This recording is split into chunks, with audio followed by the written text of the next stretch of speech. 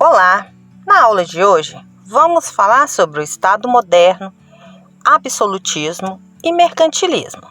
Mas para entendermos sobre isso, precisamos primeiro entender sobre o fortalecimento dos reis na Europa, que dá-se a partir do século XI, com o crescimento do comércio e das cidades, e também da formação de um novo grupo social, a burguesia, que, percebendo a importância da monarquia para o sucesso de seus negócios, passaram então a apoiar os reis por meio de doações e empréstimos. O rei, por sua vez, os favorecia, fazendo leis que protegiam o comércio e concedendo cargos administrativos. Apresentarei, resumidamente, exemplos de processo do fortalecimento do poder real, ou da centralização política na Europa. Estudaremos o caso da Inglaterra, França, Portugal e Espanha. A monarquia inglesa. No início do século XI, Guilherme, o Conquistador, região do norte da França, conquistou a Inglaterra, tornando-se o rei Guilherme I. Ele exigiu que todos os senhores feudais prestassem juramento de fidelidade. Dividiu as terras inglesas em condados e nomeou funcionários reais, chamados de os xerifes.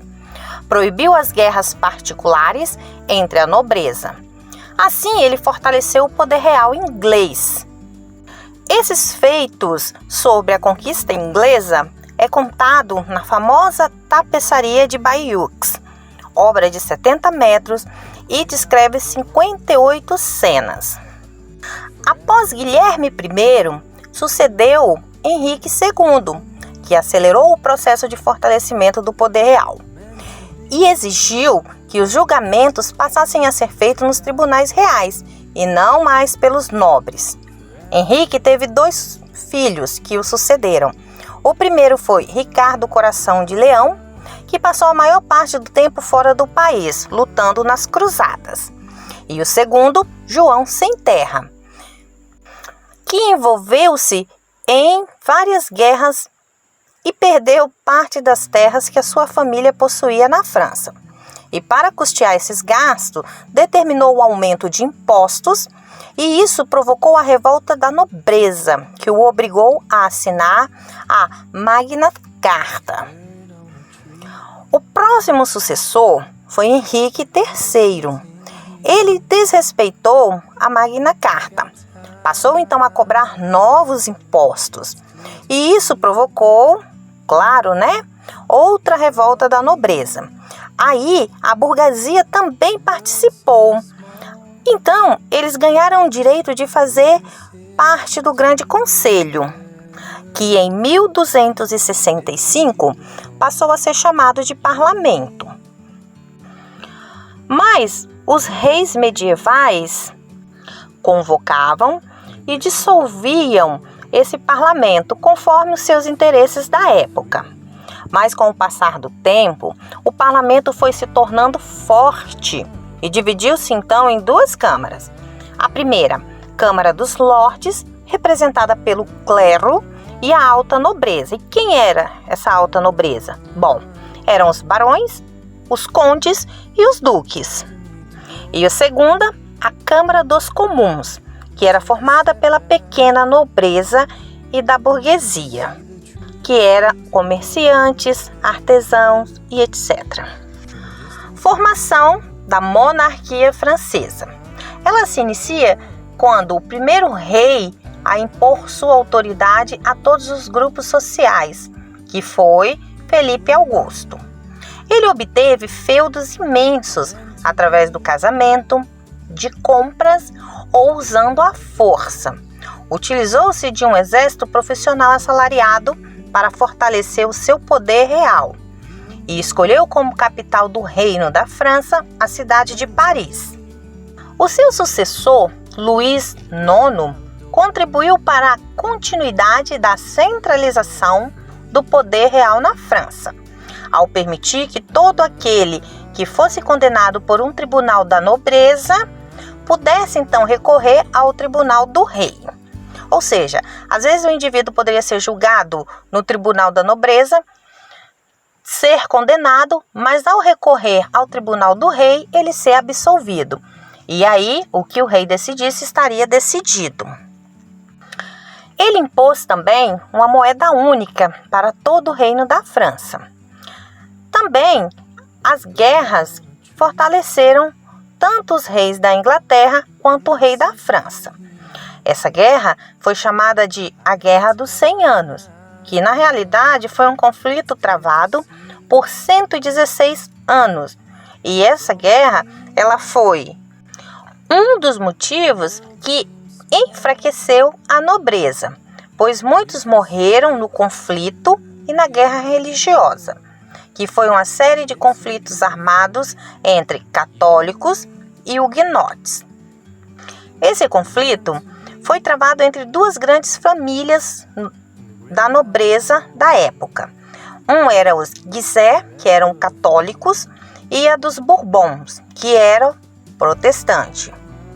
Ocorreram muitos confrontos sangrentos, sendo o maior e mais marcante deles ocorrido em 24 de agosto de 1572, na França, quando a rainha Catarina de Médici, endereçada em firmar o poder monárquico, ordenou então a matança de 30 mil protestantes.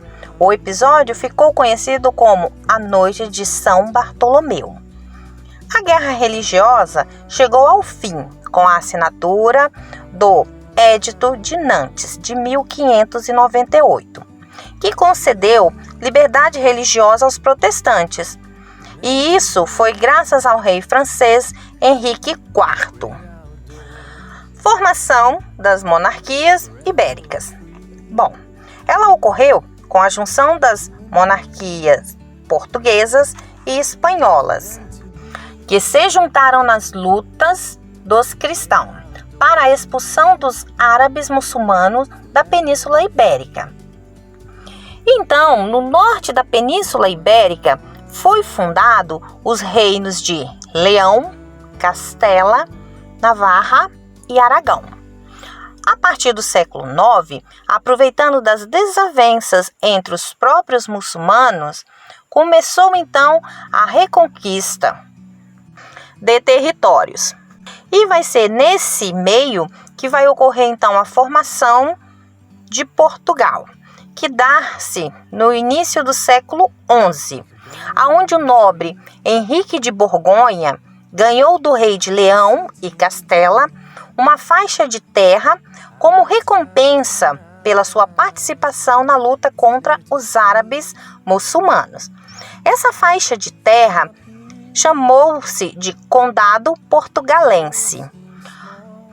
Então, o filho de Henrique, que se chamava Afonso Henrique, continuou a combater os árabes muçulmanos, mas também proclamou a independência do condado em 1139, ao romper com o rei de Leão e Castela. Ele então fundou o Reino de Portugal, dando início assim à dinastia de Borgonha. O rei destas dinastias de Borgonha continuaram a sua luta contra os muçulmanos e, ao derrotá-los nas terras de Algarve, na região do sul, então anexaram ela a Portugal, formando então assim, ou seja, concluindo a formação do Reino de Portugal. Agora vamos falar sobre a formação da Espanha, região vizinha de Portugal. A luta contra os árabes muçulmanos continuava a todo vapor e era liderada pelos reis de Aragão e Castela, que contavam com cidades portuárias movimentadas como Barcelona e com uma burguesia próspera que colaborava com a monarquia, fornecendo dinheiro para a luta contra os árabes de religião muçulmana. Então, em 1469, os reis cristãos Fernando de Aragão e Isabel de Castela se casaram, unindo suas terras e seus esforços contra os árabes muçulmanos. Em 1492, o exército de Isabel e Fernando ampliaram seu território, reconquistando Granada, último reduto árabe da Península Ibérica. Anos depois, conquistaram Navarra, completando assim então a formação do Reino da Espanha. Agora vamos falar um pouquinho sobre o absolutismo. Ele foi um processo de centralização política de algumas monarquias europeias que adotaram o absolutismo, aonde tinha grande concentração de poder em suas monarquias. Podiam convocar o exército, criar e cobrar impostos, fazer leis e declarar guerra. Mas ao contrário do que muitas pessoas pensam ou possa parecer, o poder do rei absolutista daquela época tinha um limite, que era limitado pelos costumes da época, pela tradição e pela a existência de ministros fortes. E entre os fatores que contribuíram para o fortalecimento do absolutismo estão o aperfeiçoamento da imprensa, que melhorou o sistema de comunicação em toda a extensão do reino. Segundo, a reforma protestante, que enfraqueceu o poder universal do Papa e fortalecendo assim então o do rei. Terceiro, a política de caça às bruxas, que era aplicada contra a população camponesa, espalhando o pânico e o terror. Assim eles conseguiam dominá-los facilmente. Quanto aos principais teóricos do absolutismo, foi Thomas Hobbes, que defendia a ideia de que os homens só podem viver em paz se concordarem em se submeter a um poder absolutista e centralizado. Também tinha Jacques Benigne Bossuet, que era um bispo e teólogo francês. Ele defendia a teoria do absolutismo por direito divino, argumentando que o governo era divino e que os reis recebiam seu poder de Deus. Em todos os reis, quem mais encarnou essa teoria foi o rei absolutista, conhecido como o Rei Sol, que era o Luís XIV. Ele reinou por 54 anos. E então, o que ele fazia nessa época? Ele mesmo julgava, punia, dava ordens e fiscalizava suas execuções, decidia pessoalmente pelo Estado francês. Enfim, agia de acordo com a frase atribuída a ele: o Estado sou eu. Durante o seu reinado, ele usou o exército para impor sua autoridade. Atendeu aos interesses da nobreza e da burguesia, distribuindo pensões e cargos bem remunerados para agradar a burguesia, e entregou a economia a Jean Colbert, membro de uma importante família burguesa.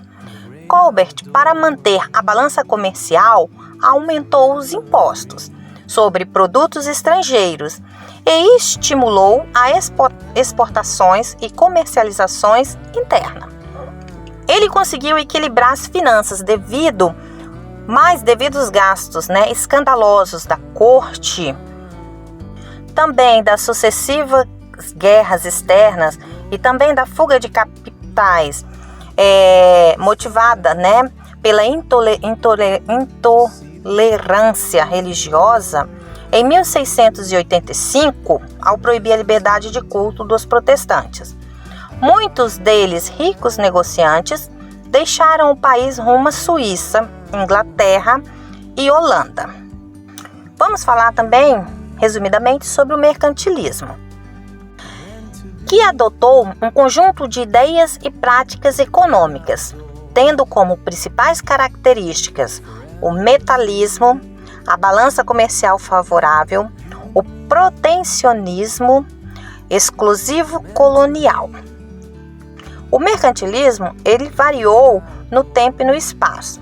Por exemplo, na Espanha do rei Felipe II, predominou o metalismo, que era o acúmulo de metais preciosos, impondo o trabalho forçado aos indígenas da América. Já na França, de Luís XIV e Colbert, predominou o protecionismo, aonde o governo intervinha na economia, protegendo as manufaturas francesas. Na Inglaterra, a rainha Elizabeth I adotou o protecionismo também. Ela aumentou os impostos sobre os produtos estrangeiros, sobretudo os tecidos franceses, e protegeu a indústria naval e a mineração. Também acumulou metais, custeado e apoiando piratas nas costas da América, da África e da Ásia. Por hoje é só, pessoal.